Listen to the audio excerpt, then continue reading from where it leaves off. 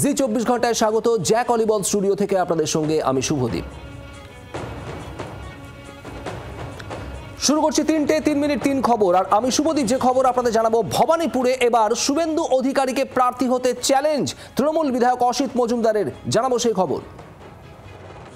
ভাইফোঁটার দিন ফের বিস্ফোরক মন্তব্য করছেন ভরতপুরের তৃণমূল কংগ্রেস বিধায়ক হুমায়ুন কবির। কি বললেন জানাবো আমি শুক্লা।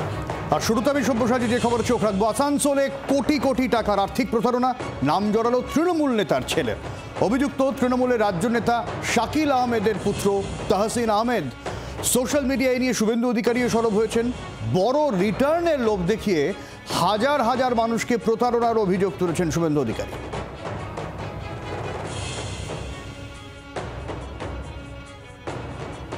আসানসোল থেকে বাসুদেব রয়েছেন, ঠিক কি ঘটনা আরো আপডেট দেবো বাসুদেব।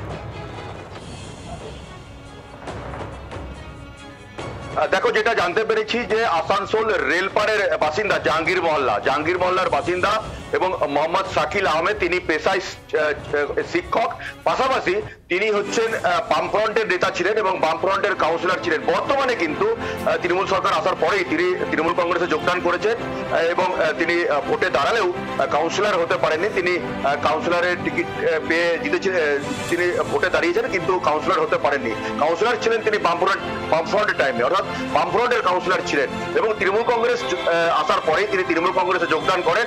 তৃণমূল কংগ্রেসের মাইনরিটি সেলের পশ্চিম বর্ধমান জেলার ভাইস প্রেসিডেন্ট ছিলেন বহু বছর, কিন্তু নতুন যে কমিটি হয়েছে সেই কমিটিতে তাকে রাখা হয়নি।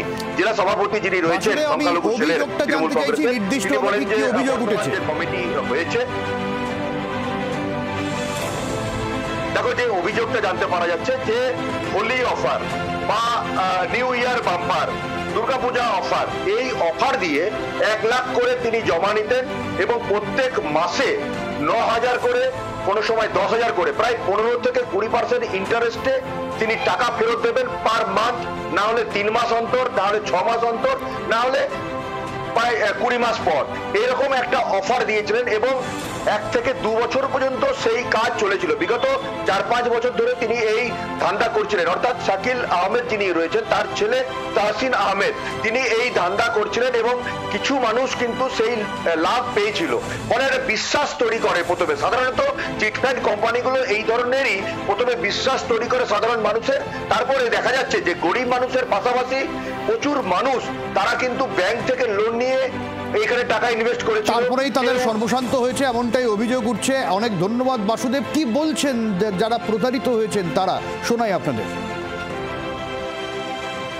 मैंने 3 लाख से स्टार्ट किया था शुरू यहाँ देना पैसा, और जनवरी महीने से स्टार्ट किया था तो 1 साल रिटर्न ठीक ही दिया था ऑलमोस्ट। 41 लाख तक मेरा इन्वेस्टमेंट था जिसमें 33 लाख की कैपिटल इससे ले चुके हैं। अभी मेरा 13 लाख रुपए इसका ड्यू है, जो ओरिजिनल प्रिंसिपल अमाउंट है। और मेरा फेस वैल्यू देख के कई लोगों दिए हैं, उनका पैसा अप्रॉक्सीमेट 1 ईयर से अबव है।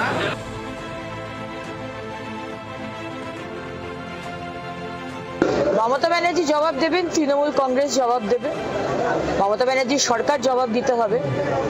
আজকে সারা পশ্চিমবঙ্গের বুকে আমরা সারদা দেখেছিলাম, রোজভ্যালি দেখেছি, আজকে আমাদের ছোট্ট শহর আসানসোলও দেখলাম প্রায় 350 কোটি টাকার সাধারণ মানুষের টাকা চুরি করে তৃণমূল নেতা এবং তার ছেলে ঠকিয়েছে এবং এখনো অবধি কোনো অ্যাকশন হয়নি। এখনো অবধি আসানসোল নর্থ পুলিশ হাত গুটিয়ে বসে রয়েছে এফআইআর হওয়ার পরেও। আসানসোলের মানুষ তারা জবাব চায়, বাংলার মানুষ জবাব চায়। আজকে কুণাল বাবু বলেছিলেন সবথেকে বড় বেনিফিশিয়ারি সারদা চুরি থেকে, সারদা কেলেঙ্কারি থেকে যদি কেউ হয়ে থাকে সেটা হচ্ছে মুখ্যমন্ত্রী মমতা বন্দ্যোপাধ্যায়। তো আজকে মমতা ব্যানার্জি আপনি জবাব দেবেন আসানসোলের মানুষকে, এবং তৃণমূল মানেই যে চোর সেটা আবার করে প্রমাণ হলো। আর এবার যেদিকে নজর রাখতে হচ্ছে, ভরতপুরে তৃণমূল কংগ্রেস বিধায়ক হুমায়ুন কবির, তিনি ফের বিস্ফোরক মন্তব্য করছেন। আর এবার তার নিশানায় দলেরই একাংশ। তিনি বলছেন 2023 সাল থেকে 2জন ব্লক সভাপতিকে সরিয়ে দিতে বলেছিলাম। তিনি বলছেন এটাও যে তাকে দল থেকে যদি সরিয়ে দেওয়া হয় দেওয়া হবে। একই সঙ্গে তিনি বলছেন যারা তোলা তুলছে, যারা তোলাবাজি করছে, যারা বালিঘাট থেকে টাকা পাচ্ছে, পুলিশের সঙ্গে তারা ভাগ বাটোয়ারা করছে, অর্থাৎ পুলিশকেও কিন্তু নিশানা করছেন ভরতপুরের তৃণমূল কংগ্রেস বিধায়ক। আমরা বিষয়ে আরো কথা বলে জানবো। আমাদের সঙ্গে শোভা মাইতি রয়েছেন, আমাদের প্রতিনিধি টেলিফোন লাইনে। শোভা, 3 তিনবার তাকে শোকজ করার পরেও হুমায়ুন কবির তিনি তার স্বভাবসিদ্ধ ভঙ্গিতে এবার তিনি আরো বিস্ফোরক মন্তব্য করছেন। দেখো, একেবারেই তাই। হুমায়ুন কবির বেশ গত কয়েকদিন ধরে তিনি দলের একাধিক বিষয় নিয়ে তিনি মন্তব্য করছেন এবং তিনি বলছেন যে তার দুজন যে ব্লক সভাপতি রয়েছে তাদের একাধিকবার তাদের অপসারণের দাবি জানিয়েছেন। তিনি জেলা থেকে রাজ্য নেতৃত্ব পর্যন্ত, কিন্তু এখনো পর্যন্ত সে বিষয়ে কোনো রকম পদক্ষেপ নেওয়া হয়নি এবং কেন নেওয়া হচ্ছে না তা নিয়েও কিন্তু স্পষ্ট কোনো ব্যাখ্যা দিতে পারছে না তাকে নেতৃত্ব, এমনটাই বলেছেন। এবং তার মূলত অভিযোগ জেলা নেতৃত্বের ওপর এবং জেলা সভাপতির ওপর একাধিক ইস্যু নিয়ে তিনি বিষোদ্গার করেছেন এবং তিনি এটাও বলেছেন যে তার দাবি যদি মানা না হয় নির্বাচনের আগে তিনি তাকে যদি দল থেকে বের করে দেওয়া হয়, তিনি দুটি বিধানসভা নির্বাচনে জয়লাভ করে তিনি দলকে দেখাবেন যে হুমায়ুন কবিরের সাথে মানুষ রয়েছে। ধন্যবাদ আমাদের সঙ্গে টেলিফোন লাইনে থাকার জন্য। এবার শোনাবো হুমায়ুন কবির ঠিক কি বলছেন, কি তার অভিযোগ, এখন নাম ধরে ধরে তিনি কিন্তু অভিযোগ করছেন। শোনাবো তার বক্তব্য। বের করে দাও না, দেখি আমি বেরিয়ে তো যেতে চাই, বের করে দেওয়া হোক, তারপরে বুঝাবো এই জেলায় রাজনীতি করা কাকে বলে। যাদের নেতা বানিয়ে রেখেছে তাদের এক একজনের কি পজিশন, কোথায় ছিল আর কোথায় এসছে, তাদেরকে কতটা সাপোর্ট দিয়ে কিভাবে সাপোর্ট দেওয়া হচ্ছে। নম্বর শ্রীমান অপূর্ব সরকার, শ্রীমান বিশ্বদেব কর্মকার, শ্রীমান নীলিমেশ বিশ্বাস, শ্রীমান কাউসার হোসেন, শ্রীমান ফতেমা বিবি, শ্রীমান আরেকজন নাজমুল মিয়া। এই যে নেতা, এই নেতাদের ছবি দেয়ালে দেয়ালে টাঙিয়ে দিলে ভোট অটোমেটিক হয়ে যাবে। চিন্তা অনুশাসন এবং শৃঙ্খলার বাইরে যদি কেউ নিজেকে দলের ঊর্ধ্বে বলে মনে করেন সেটা তার ব্যক্তিগত চয়েস, কিন্তু যেহেতু উনি দলের মুখপাত্র নন তাই এটা ওনার অফিসিয়াল দলীয় বক্তব্য নয়। ওনার পার্সোনাল ক্যাপাসিটিতে বলেছেন। উনি ওনার পার্সোনাল ক্যাপাসিটিতে এর আগেও দল ছেড়েছিলেন, লোকসভা প্রার্থীও হয়েছিলেন অন্য দলের। রেজাল্ট তো বাংলার মানুষ ভুলে যায়নি। মমতা ব্যানার্জির ছবি, অভিষেক বন্দ্যোপাধ্যায়ের সংগঠন ছাড়া বাকি প্রত্যেকেই শূন্য। এটা যদি মাথায় না রাখেন তারা ভুল করছেন এবং এই ভুল উনি আগেও করেছেন। আমি জানি না উনি এটা কেন বললেন। এই ধরনের মন্তব্য কার্যত দলকে বিড়ম্বনায় ফেলে। এই ধরনের মন্তব্য থেকে সমিতির বিরত থাকার জন্য এর আগেও দলীয় শৃঙ্খলা রক্ষা কমিটির পক্ষ থেকে ওনাকে তীব্রভাবে শোকজ করা হয়েছিল।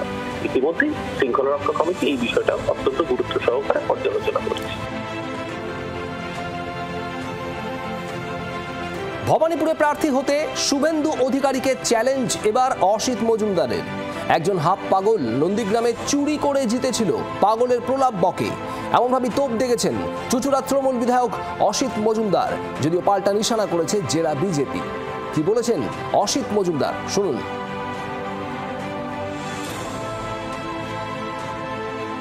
ও যদি বাপের ব্যাটা হয় ভবানীপুরে দিদির বিরুদ্ধে দাঁড়ায়। নন্দীগ্রামে চুরি করে জিতেছে একটা চোর, বাংলার লম্পট, নন্দীগ্রামে চুরি করে জিতেছে। কথাবার্তা দেখেন না তো, হাফ পাগল, হাফ পাগল। চোখগুলো দেখবেন, যখন কথাবার্তা বলে চোখগুলো দেখবেন, একটা পাগলের সিমটম আছে। তো পাগলের প্রলাপ ছেড়ে দিন।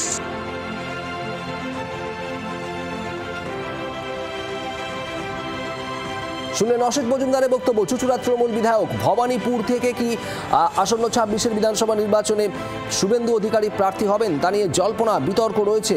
ভবানীপুরে শুভেন্দু অধিকারী এবং অন্যদিকে মমতা বন্দ্যোপাধ্যায়ের এই কেন্দ্র থেকে বিজেপির তরফে কে প্রার্থী হবেন তা নিয়ে একাধিকবার বিতর্ক।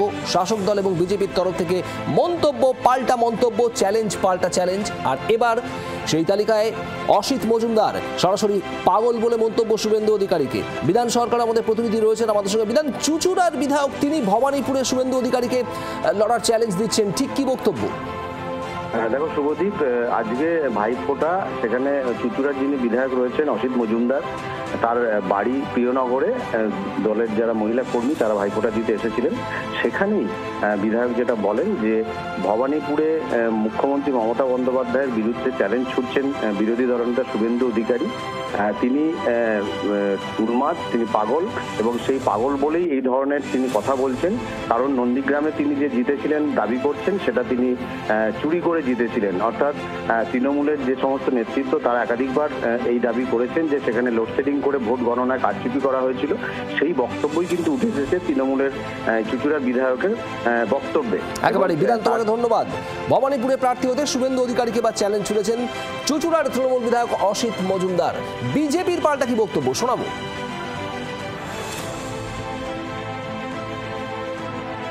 চুঁচুড়ার টিএমসি বিধায়ক বলছেন বিরোধী দলনেতা হাফ পাগল। তাহলে ওনার দিদি কি, ওনার শ্রীরামপুরের দাদা কি? সবথেকে বড় কথা, যত দিন আসছে ওনারা এত চুরি করেছেন, মানুষের চাকরি থেকে শুরু করে তিরপল থেকে শুরু করে জল পর্যন্ত চুরি করছেন, মাছ চুরি করছেন, তারপরে এদের পায়ের তলা থেকে মাটি সরে যাচ্ছে ক্রমশ। তাই এরা এইরকম উল্টো সিধে কথাবার্তা বলছেন, কারণ এরা ভয় পেয়ে গেছেন যে আগামী 26 সালে এদেরকে বিদায় হয়ে যাবে।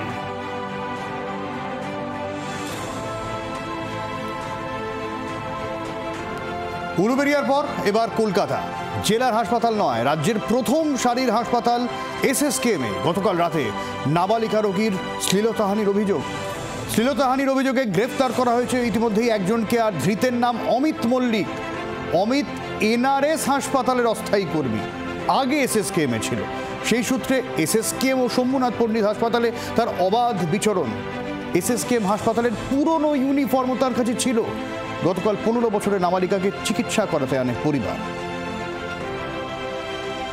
নিরাপত্তার সঙ্গে যুক্ত ব্যক্তি এই ধরনের ঘটনার সঙ্গে যুক্ত হওয়ায় হাসপাতালের নিরাপত্তা নিয়ে প্রশ্ন উঠছে। তার কারণ অভিযুক্ত এই অমিত মল্লিক আগে শম্ভুনাথ পণ্ডিতের কাজের সঙ্গে যুক্ত ছিল, পরবর্তী সময় এই মুহূর্তে এনআরএস হাসপাতালের বেসরকারি সংস্থার নিরাপত্তার সঙ্গে যুক্ত। সেই ব্যক্তি কিভাবে এসএসকেএম হাসপাতালে এসে দিনে দুপুরে এই ধরনের ঘটনা ঘটলো এবং হাসপাতালের বাকি যারা নিরাপত্তা রক্ষীরা ছিল তাদেরই বা নজরদারি কোথায়, সে সমস্ত বিষয় নিয়ে আবারও প্রশ্ন উঠছে। ক্যামেরা পার্সন দীপের সঙ্গে পিয়ালি মিত্র, জি24 ঘন্টা, কলকাতা। আজকে দেখা যাচ্ছে যে পশ্চিমবাংলায় নারীদের সুরক্ষার যে জায়গা, সেই জায়গা বেআব্রুভাবে সামনে চলে এসেছে। তাহলে এখানে প্রয়োজন কি? প্রশাসনের জায়গা, সদিচ্ছার প্রয়োজন, ঠিক অ্যাকশনের প্রয়োজন। কারণ আমরা দেখেছি অভয় আন্দোলনের যেখানে বিচার হলো না, ন্যায় বিচার অন্তরায় হয়ে থাকছে, যেখানে সিবিআই, সুপ্রিম কোর্ট, রাজ্য প্রশাসন, তালা থানা, কলকাতা পুলিশ সবাই ছাড় পেয়ে যাওয়া যায় বলে যদি মনে করে, তাহলে তো বাংলার নারী সুরক্ষার জায়গা এটাই হয়। তাহলে প্রয়োজন গণ আন্দোলন, পাশাপাশি হয়তো সুস্থ সংস্কৃতির চর্চা প্রয়োজন।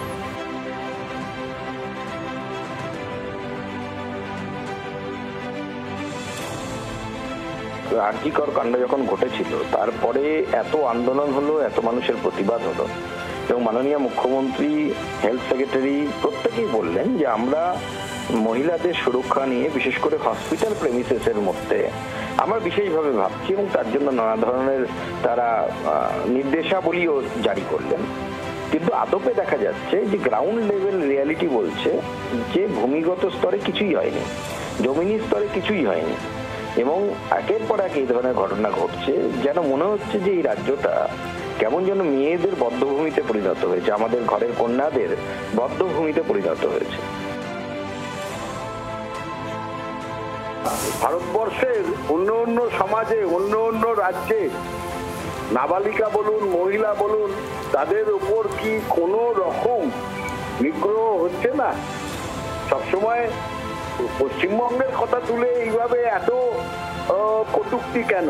পশ্চিমবঙ্গে হাসপাতালগুলোতে এই ঘটনা অতি কম। দিল্লিতে কি হয়েছিল কিছুদিন আগেই আপনারা দেখেছেন, এমসে হয়েছে। জিরো টলারেন্সের জন্য অপরাজিতা বিল করা হয়েছে, সেটা দলীয় পজিশন, কিন্তু সমাজের এই ক্যান্সারটা আপনারা কেউ দূর করতে পেরেছেন? আজ কলকাতার মধ্যমণি এসএসকেএম হসপিটালে যদি এই জিনিস হয়, তো স্বাভাবিকভাবে বুঝতে হবে যে পশ্চিমবাংলার আইন শৃঙ্খলা বলে আর কিছু নেই। আর যারা এ কাজ করছে তারা জানে যে কিচ্ছু হবে না, তার কারণ 14 বছরে যতগুলো এই জাতীয় মহিলার উপর অত্যাচারের ঘটনা ঘটেছে একটা ক্ষেত্রেও সাজা হয়নি। আর প্রতি ক্ষেত্রে দেখা গেছে সমস্ত লোক হচ্ছে তৃণমূল কংগ্রেসের লোক, আর যার জন্য স্বয়ং মুখ্যমন্ত্রী যে নির্যাতিতা মহিলার পাশে না দাঁড়িয়ে তিনি মহিলাকেই নানা রকম দোষারোপ করছেন। আমরা এর কড়া ব্যবস্থা, দৃষ্টান্তমূলক শাস্তির দাবি করছি। 2026-এর বিধানসভা নির্বাচন যখন আসন্ন তখন বিজেপির নজরে 17টি জেলা। 17টি জেলায় সিএএ ক্যাম্প খোলার নির্দেশ দেওয়া হয়েছে এবং প্রত্যেকটি মণ্ডল পিছু 3টি করে সিএএ ক্যাম্প খুলতে হবে, এমনটাই কিন্তু বিজেপির কেন্দ্রীয় পর্যবেক্ষক সুনীল বানসাল তিনি এই নির্দেশ দিচ্ছেন। বিএল সন্তোষ এই নির্দেশ দিচ্ছেন এবং যেখানে বলা হচ্ছে যে সামনে যখন এসআইআর রয়েছে, এসআইআরে অনেকের নাম বাদ যাবে, যারা ভুয়ো ভোটার, যারা অবৈধ ভোটার তাদের নাম বাদ যাবে, এমনটাই কিন্তু বলা হচ্ছে বিজেপির তরফ থেকে। এবং সেই সঙ্গে হিন্দু ভোট, এই দুই অঙ্কেই বাজিমাত করতে চাইছে এই মুহূর্তে বঙ্গ বিজেপি।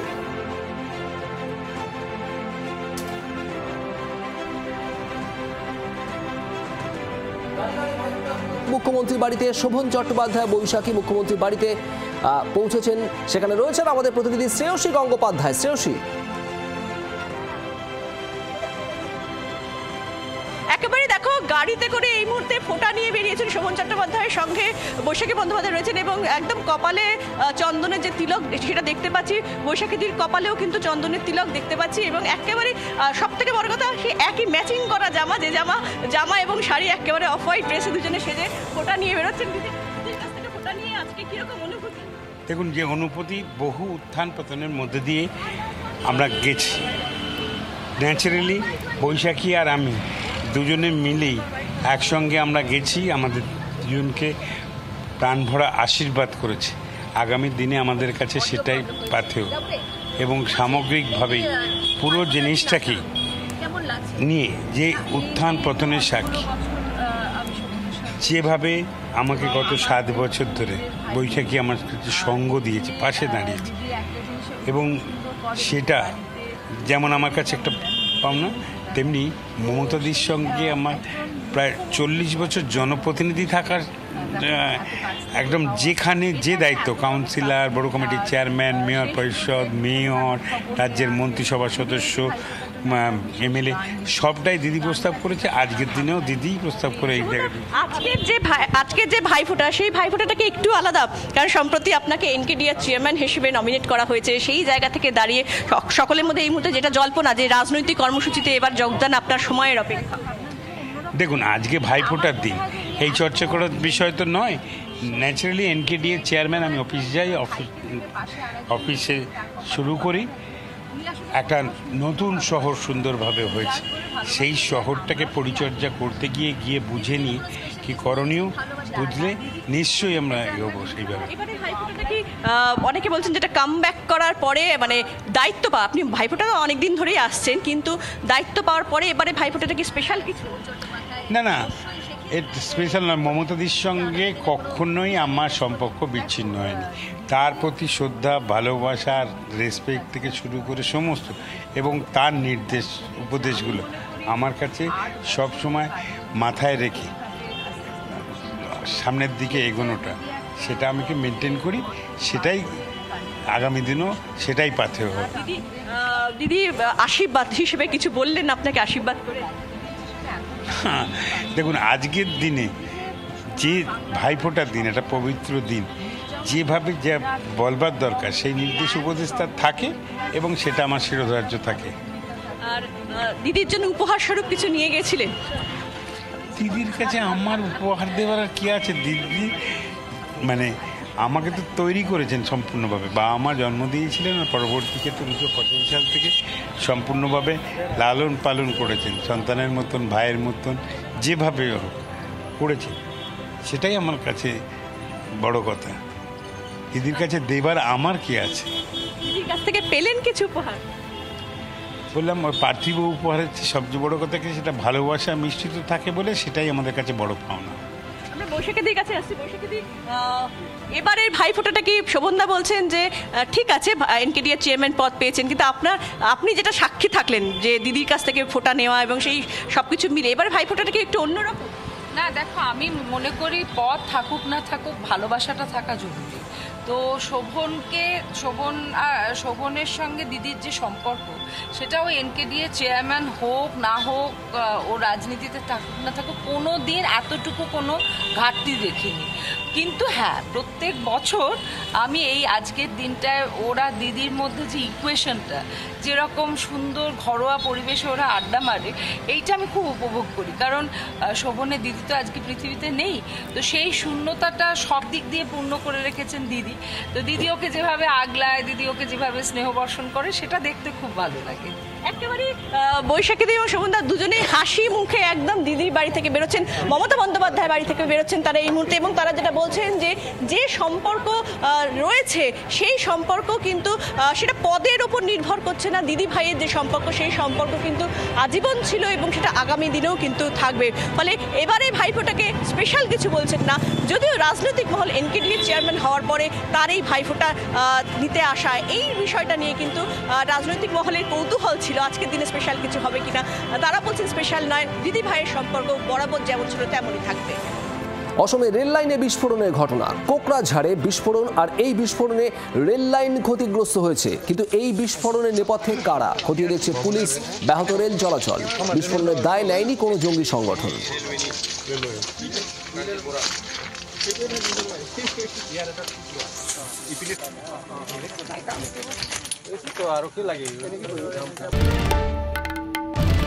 বাংলার আওয়াজ, বাঙালির আবেগ, জি 24 ঘন্টা।